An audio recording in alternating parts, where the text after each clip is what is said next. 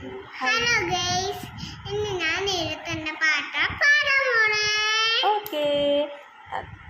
തത്തപ്പനെ നിറമെന്ന് തെങ്ങോടെ പച്ചനിറം ഉണ്ണി പല്ലി നിറമെന്ന് മുല്ലപ്പൂവിന്റെ വെള്ള നിറം മഞ്ചാടിന്റെ നിറമെന്ന്